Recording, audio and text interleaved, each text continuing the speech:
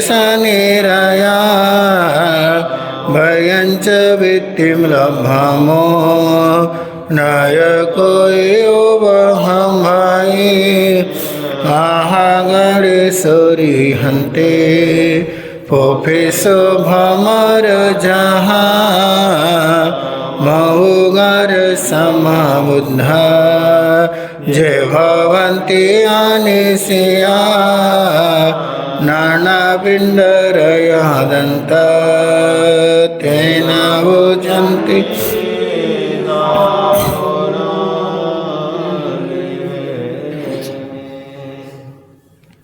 बोलिए भगवान महावीर स्वामी की।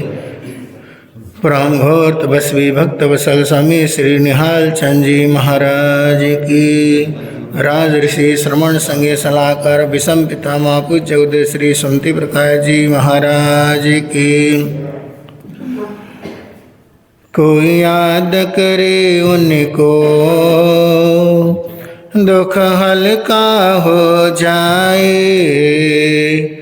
कोई याद करे उनको दुख हल्का हो जाए, कोई भक्ति करे उनकी ये उनके हो जाए, कोई भक्ति करे उनकी ये उनके हो जाए। ये बिन बोले सबको, ये बिन बोले सबको पहचान जाते हैं। मेरे दुख के दिनों में वो बड़े काम आते हैं। मेरे दुख के दिनों में वो बड़े काम आते। जब कोई नहीं आता मेरे गुरुवर आते हैं। जब कोई नहीं आता मेरे गुरुवर आते हैं। मेरे दुख के दिनों में वो बड़े काम आते हैं। मेरे दुख के दिनों में वो बड़े काम आते। मेरी नैया चलती है पतवार नहीं होती। मेरी नैया चलती है पतवार नहीं होती। किसी और की अब मुझको दरकार नहीं होती। किसी और की अब मुझको दरकार नहीं हो। मैं डरता नहीं रास्ते, मैं डरता नहीं रास्ते सुनसान आते हैं। मेरे दुख के दिनों में वो बड़े काम आते हैं। मेरे दुख के दिनों में वो बड़े काम आते हैं। दुनिया में दुखी मानव बनता है कर्मों से। दुनिया में दुखी मानव बनता है कर्मों। सुख तीनों लोकों का मिलता गुरु चरणों में। सुख तीनों लोकों का मिलता गुरु चरणों में। गुरु भटके हुए को भी, गुरु भटके हुए को भी सन्मार्ग दिखाते हैं। मेरे दुख के दिनों में वो बड़े काम आते हैं। मेरे दुख के दिनों में वो बड़े काम आते हैं। जब कोई नहीं आता मेरे गुरुवर आते हैं। जब कोई नहीं मेरे गुरुवर आते हैं। मेरे दुख के दिनों में वो बड़े काम आते हैं। मेरे दुख के दिनों में वो बड़े काम आते हैं। ये इतने बड़े होकर दिनों से प्यार करे। ये इतने बड़े होकर दिनों से प्यार कर अपने भक्तों के दुख पल में स्वीकार करे। अपने भक्तों के दुख पल में स्वीकार करे। हर भक्तों का कहना हर भक्तों का कहना ये मान जाते हैं। मेरे दुख के दिनों में वो बड़े काम आते हैं। मेरे दुख के दिनों में वो बड़े काम आते हैं। मेरे मन के मंदिर में गुरु का वास रहे। मेरे मन के गुरु का वास रहे।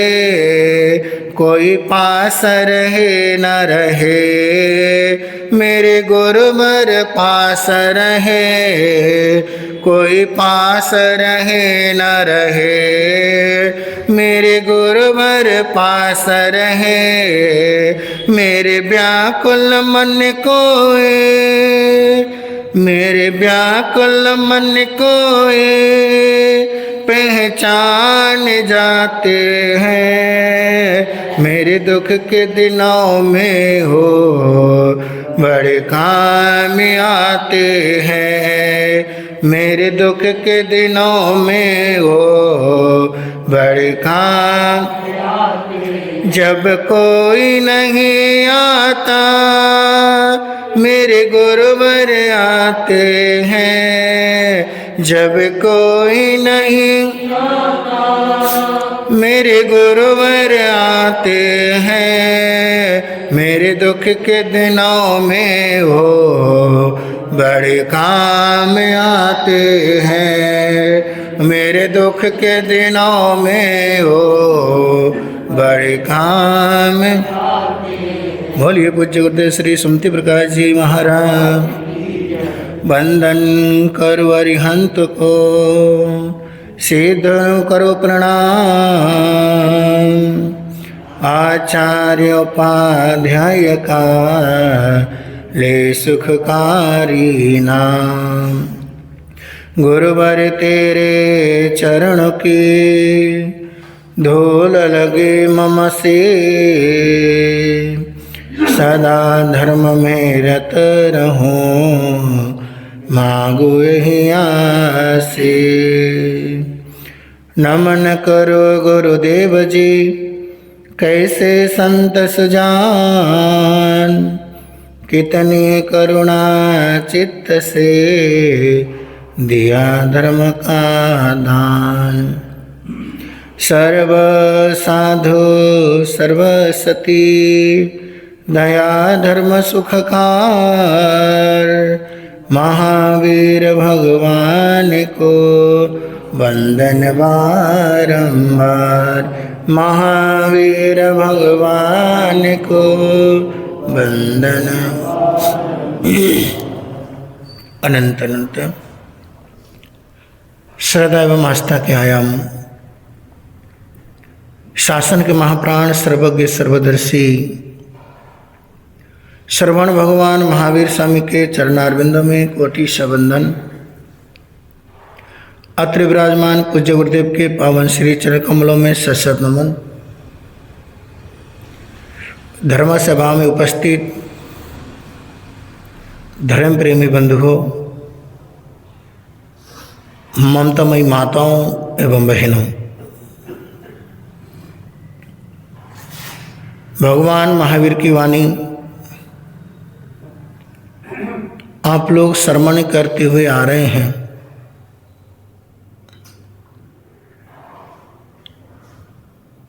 आप लोग श्रवण कर रहे थे कि सुनना क्या चाहिए, कैसे सुनना चाहिए और कैसे बोलना चाहिए। बंधुओं, सोचा जानहि कल्याणम, सोचा जानहि पावगम, ओयम पी जानी सोचा जम स्वयं तम समाये। हमारी चर्चा चल रही थी कि सुनकर के ही पापों के बारे में मालूम होता है और सुनकर के ही कल्याण के बारे में मालूम होता है। उस संदर्भ में आपने बहुत कुछ कल सुना। बंधु, सुनकर के कर्मों की निर्जरा भी हो जाती है और सुनकर के ही कर्मों का बंधन भी हो जाता है। प्रसन्न चंद्र राज ऋषि ने सुना था, कानों से सुना और साथ में नरक में जाने के कर्म को उन्होंने सुना था। राजा सैनिक के सैनिकों के मुख से, अरे ये तो प्रसन्न चंद्र राज ऋषि हैं, अरे उधर इसके छोटे से बच्चे को शत्रु राजा ने चारों तरफ से घेर रखा है और ये संत बनकर के बैठा हुआ है। इतने शब्द को सुना और सुनकर के पुत्र के मोह में आकर्षित हो गया। पुत्र के मोह में आकर्षित होकर के कहाँ पे जाने के कर्म को बांध लिया? 7वें नरक में जाने के कर्म को बांध लिया। और इसी तरह नंदन मनियार ने भी सुना था। क्या सुना था? अपनी प्रशंसा सुनी थी। 12 श्रावक हैं, 12 श्रावक है। नंदन मनियार भगवान का बहुत बड़ा उपासक है, प्रतिपूर्ण पोषद करने वाला श्रावक है। एक दिन पोषदशाला में पोषद करके बैठे हैं। गर्मी का मौसम, भयंकर प्यास लगी, इतनी प्यास लगी, इतनी प्यास लगी, रात काटना मुश्किल हो गया। नंदन मनिहार सोचने लगे, अगर पूरा समुद्र का पानी भी मिल जाए तो मैं पी जाऊं। बंधु, जब उपवास करते हैं, निर्जल उपवास करते हैं, जब पोषद करते हैं, तब पता चल जाता है कि एक गिलास पानी की क्या कीमत है। बंधु, आज हम पानी की बहुत बर्बादी करते हैं, चाहे घर की सफाई में हो, गाड़ी की सफाई में हो। बंधु, बहुत पानी वेस्टेज हो रहा है। और ख़ास करके आज जो बिस्लरी के जो बोतल का परंपरा शुरू हो गया है, ये स्थानकों में भी गलत परंपरा शुरू हो गया है। बंधु, महावीर के उपासक अपने चकाचौंध के कारण पहले तो स्थानकों में भी कैंपर रखे जाते थे। लोग उतना पानी लेते थे जितना पीते थे। अब बोतल पकड़ा देते हैं, आधा बोतल पिया, एक घुट पिया, फेंक दिया, क्योंकि फ्री में मिल रहा है।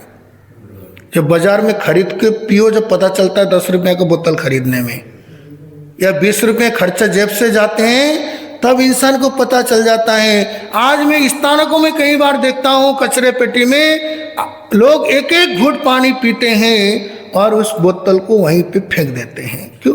उनके जेब से थोड़ी ना जा रहा है। उपदेश सुनना आसान है, उसको जीवन में उतारना बहुत मुश्किल है। आज उपदेश के आचार्य तो बहुत हैं, लेकिन जब ग्रहण करने की बारी आ जाती है कोई नहीं करता है। बंधु महावीर के उपासक, कहा भगवान महावीर ने कहा पानी की एक बूंद में असंख्यात जीव होते हैं। वैज्ञानिकों ने खोज करा 36,450 जीव चलते फिरते एक पानी की बूंद में दिखाई दिए। बंधु जब हम देखते हैं जैनियों की हालत, एक गाड़ी धोने के लिए इतने सारे पाइप लगा के धोते हैं, घर की सफाई करने के लिए इतने पानी बर्बाद करते हैं। बंधु हो, विवेक की कमी के कारण है। इंसान की जब विवेक समाप्त हो जाती है, जब इंसान विवेक शून्य हो जाता है, वो कर्म को बांध लेता है। इसलिए भगवान महावीर ने पानी के अंदर असंख्यात जीव बताए। तो नंदन मनियार ने पोषद किया, रात को इतनी प्यास लगा, इतना प्यास लगा, सोचने लगा अरे आज मैंने निर्जल पोषद कर लिया तो जान निकलने को हो गई। इस राजगिरी नगरी में कितने सारे लोग होते होंगे, कितने लोग ऐसे होते होंगे जिनको पीने के लिए पानी नसीब नहीं होता होगा। इस नगरी में इतने सारे जानवर होते होंगे, इतने सारे पशु पक्षी होते होंगे जो पीने के लिए उनको पानी नसीब नहीं होता होगा। उनका जीवन कैसे चल रहा होगा, बिना पानी के कैसे जीवन जी रहे होंगे। चिंतन करने लगा, सुबह उठूंगा, पोषद को पार करके उन जीव जंतुओं के लिए, प्यासे लोगों के लिए एक पानी का इंतजाम करूंगा। अगले दिन पोषद को पारा और पोषद को पारने के बाद उसी राजगिरी नगरी में एक बहुत सुंदर सरोवर का, एक झील का निर्माण करा दिया। जब झील बन करके तैयार हो गया, इतनी सुंदर आलीशान बावड़ी बना दिया,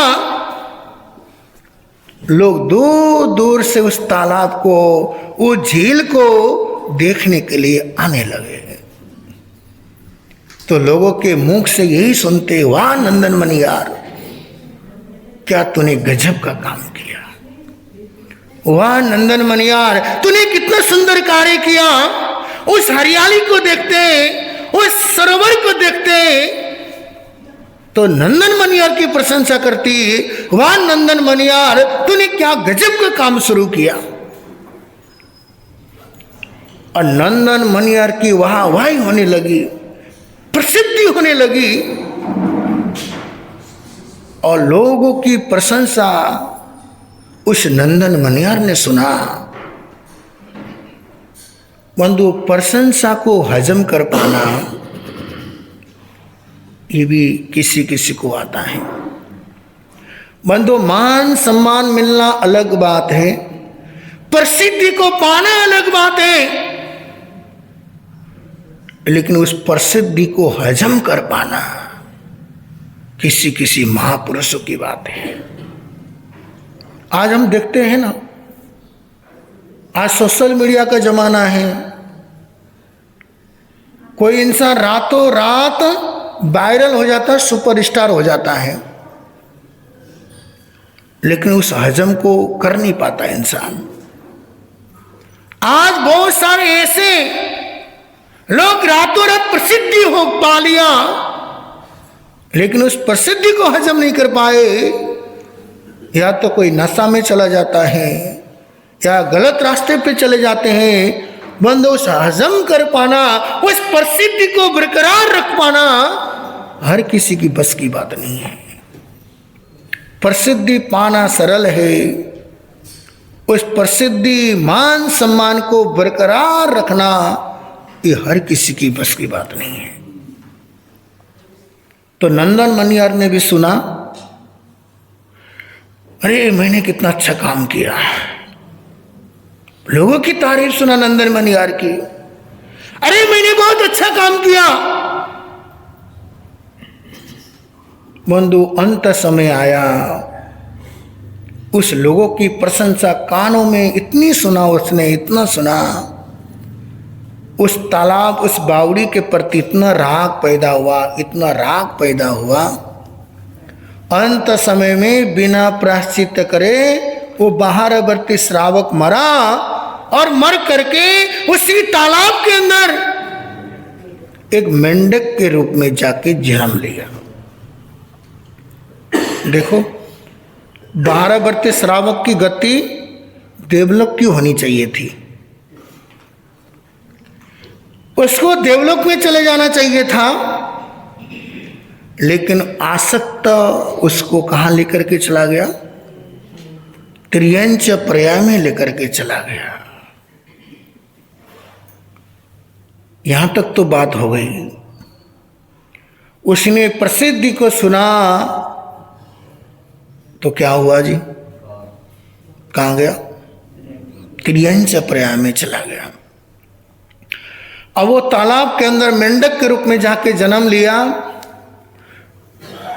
और जो भी लोग आके पानी पीते तो लोग भी यही कहते रहे, नंदन मनियार ने कितना अच्छा काम किया।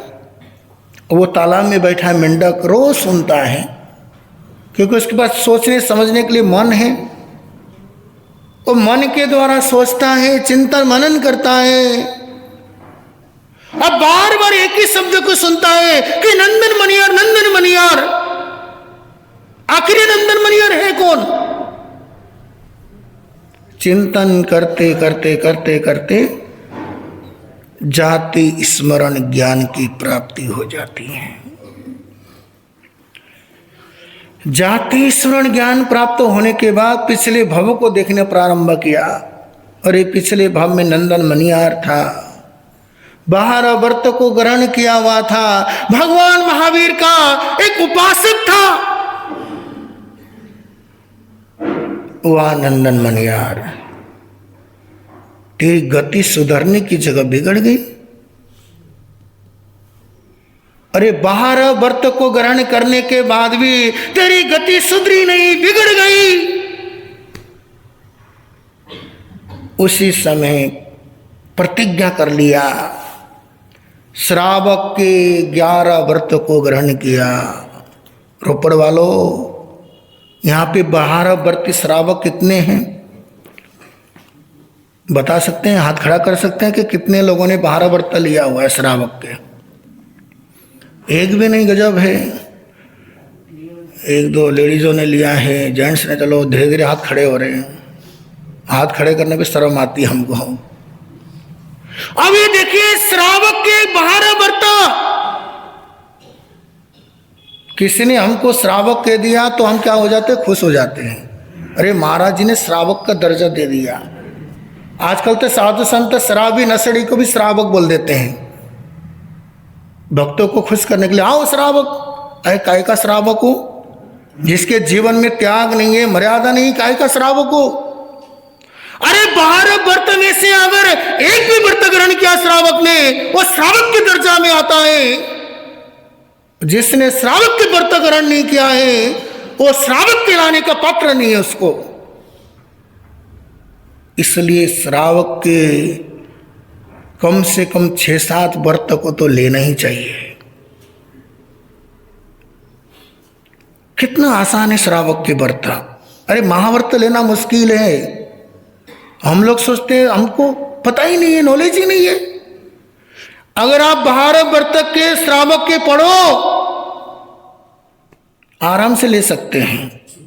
कोई मुश्किल थोड़ी ना है श्रावकों के लिए, क्योंकि आपका तो आगार धर्म है, हमारा तो अनगार है, कोई छुट्टी नहीं है संतों को। लेकिन आपको तो मोटी झूठ, मोटी चोरी, मोटे सब उसका त्याग है। अब ये देखिए, अगर हमारे जीवन में श्रावक के 12 व्रत में से अगर एक भी व्रत हमने ग्रहण नहीं किया है, बंधु, हम श्रावक कहलाने की पात्रता हमारे जीवन के अंदर नहीं है। उस मेंढक से सीखिए। अरे त्रियंच पर्याय में है, श्रावक के 12 व्रत हैं। वो 12वां इसलिए ले नहीं सकता क्योंकि संत को आहार दे नहीं सकता हो, क्योंकि अतिथि संविभाग व्रत का ग्रहण नहीं कर सकता हो। लेकिन श्रावक के 11 व्रतों का ग्रहण किया। आज से मैं श्रावक के 11 व्रतों का अंगीकार करता हूं और बेले बेले की तपस्या करता हूं। गजब है। मेंढक सोचता है ये मौका हाथ से जाने नहीं दूंगा, ये मौका मैं फिसलने नहीं दूंगा। पिछले भव में गलती की, इस भव में गलती करने वाला नहीं हूं। बेले बेले की तपस्या जब पारना होता, लोग आते नहाने के लिए, उनके शरीर में से उपटन निकलता, मैल निकलता, उनको खा लेता, उसके बाद अगले दिन फिर बेले की पचखान को ले लेता। गजब है। एक मेंढक बेले बेले की तपस्या करने लगा, बेले बेले के पारना करने लगा। उन्हीं दिनों विचरण करते करते भगवान महावीर का आगमन हुआ। गुणशील बगीचा में रुके भगवान, लोगों का दर्शन करने का सिलसिला चलने लगा। लोग पानी पीने के लिए, नहाने के लिए जब उस तालाब में जाते, एक पूछता, भाई कहां से आए हो? कहता, मैं अमुक देश से आया हूं। हमारे भगवान आए हैं ना महावीर, उनके दर्शन करने के लिए आया हूं। दूसरा कहता है, अरे मैं भी तो उनके दर्शन करने के लिए आया हूं। नंदन मनियार के जीव मेंढक को पता चला, अरे भगवान आए हैं, तिन्नानम तारियानम आए हैं। बंधु, आज हम स्थानक में, आज हम संतों में बढ़ गए हैं। बहुत सोचनीय बात है। अगर किसी प्रधानमंत्री का किसी को फोन जाता है कि स्थानक में संत आए हैं, हम क्या पूछते हैं? कौन से संत आए हैं? जात न पूछो संतों की, पूछ लीजिए ज्ञान। मोल करो तलवार को, पड़ी रहने दो म्यान। तलवार की कीमत होती है, म्यान की कीमत नहीं होती है। संत का कोई जाति नहीं होती है, उसका संत ही उसका पहचान होता है। लेकिन आज हम संतों में बढ़ गए। फलाने संत आएंगे तो दिन में 4 चक्कर लगा लेंगे स्थानक के, और हमारे मतलब के नहीं आए तो क्या हम धर्म से जुड़े हैं? बड़ा दुख होता है हमें देख करके आज की हालत को। संत पदयात्रा करते हैं, किसी संत की सड़क दुर्घटना में मौत हो जाती है, किसी को कोई दुख नहीं होता है, किसी को सहानुभूति नहीं होती है। ये नहीं सोचते, अरे फलानी जगह संत का सड़क दुर्घटना में मौत हो गई है, आज से हम दुकान को छोड़ करके हम संतों की बिहार यात्रा में जाएंगे, संतों की रक्षा करेंगे। ऐसे विचार नहीं आएंगे हमारे मन के अंदर। खुद के गुरु आएंगे तो 50 किलोमीटर से लेके आएंगे, और दूसरे संत आए गांव के बाहर तक भी नहीं जाएंगे। क्या हम जैनी है? जैनी के नाम पे कलंक है हम लोग। संत संत होते किसी के विशेष के नहीं होते हैं, संत सबके होते हैं। आज हम अपने मतलब के संत आते हैं तो प्रवचन में भी आएंगे, दर्शन करने भी आएंगे, गोचरी में भी आएंगे, बिहारों में भी जाएंगे। क्या दूसरे संत नहीं है? हमारी मानसिकता इतनी संकीर्ण हो गई है, इतनी छोटी सोच हो गई है हमारी, इसलिए समाज में बिखराव हो गया है। एक समाज में 4 टुकड़े क्यों होते हैं? क्योंकि 4 संतों को मानने वाले होते हैं, इसलिए 4 टुकड़े हो जाते हैं। कभी सोचा आपने? आज समाज में विघटन किस लिए? ये संतों के कारण विघटन होते हैं, क्योंकि हम अलग अलग पंथों को मानने लगे हैं, अलग अलग गुरु परंपरा को मानने लगे हैं। आज महावीर को कौन मानता है? बोलो रोपड़ वालों, महावीर को बाद में पूजेंगे, पहले हम अपने गुरु को पूजेंगे। आज हम महावीर का जयकारा नहीं लगाएंगे, हम अपने गुरु का जयकारा लगाएंगे। अब देखिए कितनी सोच हमारी छोटी है। नौकार मंत्र बाद में पढ़ेंगे, पहले गुरु की अपनी आरती पढ़ेंगे। आजकल संतों को भी कहना चाहिए भाई नौकार मंत्र से जुड़ो, महावीर से जुड़ो। अरे भाई मेरे पंथ से मत जुड़ो। अरे जुड़ना ही है तो नौकार मंत्र से जुड़ो ना, 5 पदों से जुड़ो, महावीर के सिद्धांतों से जुड़ो। क्योंकि गुरु तुम्हें गलत शिक्षा दे सकता है, लेकिन महावीर कभी गलत शिक्षा नहीं दे सकते हैं। गुरु तो मोह में फंसा हुआ है, चाहे किसी का भी गुरु हो, क्योंकि गुरु तो मोह में उलझा हुआ है, संप्रदाय भाव में उलझा हुआ है। वो आपको गलत दिशा में ले जा सकता है, लेकिन महावीर कभी किसी को गलत दिशा में ले नहीं जा सकते। अरे जुड़ना है पंथों से मत जुड़ो, संतों से मत जुड़ो। अरे भगवान महावीर के सिद्धांत से जुड़ो, नौकार मंत्र से जुड़ो। बंधुओं, इसलिए संत सबके हैं और सब हमारे तो संत हैं, पराये थोड़ी ना कोई होते हैं। इसलिए सेवा करने का मौका मिले, चाहे कोई भी संत हो, चाहे बिहार की सेवा हो, क्योंकि बिहार से बड़ी सेवा इस दुनिया में दूसरी कोई सेवा नहीं है। तुम्हारे शहरों में तो सब सेवा कर लेंगे, रोडों में कौन सेवा करता है, सड़कों में कौन सेवा करता है। और साधु संत का जो संयम है आपके ऊपर ही तो है। अब उधर लोग आते हैं पानी पीने के लिए, पूछते भाई कहां पे आए हो, कहने लगे अरे भगवान आए हैं, महावीर पधारे हैं, उनके दर्शन करने के लिए आया हूं। अरे मैं भी तो आया हूं। अरे हमारे से अच्छा तो उस मेंढक ही अच्छा है। जैसे सुना, हम तो पूछते कौन से संत आए स्थानक में, कौन से टोले के आए हैं। मेंढक, कम से कम मेंढक अच्छा है हमारे से। तो आपके लिए नहीं कह रहा, आप ये मत सोचना कि महाराज हमारे को टारगेट कर रहे हैं, आपके लिए नहीं। अरे अब तो सबके साथ आने वाले मेरे भाई, आपको नहीं कह रहा। जो नहीं आ रहे हैं, जिसके मन के अंदर भेद है, जिसके मन के अंदर गांठें हैं, उनके लिए कह रहा हूं। ऐसे हमारे इधर रोपड़ में तो ऐसा कुछ नहीं है, ये कहीं और के लिए, हमें रोपड़ के लिए मैं नहीं कह रहा। आप ये मत सोचना कि हमारे लिए कह रहे हैं, हम आपके लिए नहीं कह रहे हैं, क्योंकि लाइव चल रहा है, जो सुन रहा है सब सुन रहे हैं। अब वो मेंढक बावड़ी से उतरा, भगवान के दर्शन करने के लिए निकल पड़ा। आज मन के अंदर बड़ी उमंग है, हर्ष उल्लास है। अरे आज मुझे महावीर के दर्शन हो जाएंगे, आज मुझे भगवान की वाणी सुनने का शिव अवसर प्राप्त होगा। मन के अंदर उमंग है, फुदकता फुदकता फुदकता राजमार्ग से होता हुआ जा रहा है। मन के अंदर प्रसन्नता है, खुशी है। उधर से राजा सैनिक की सवारी निकल के आती है। राजा सैनिक अपने सैनिकों के साथ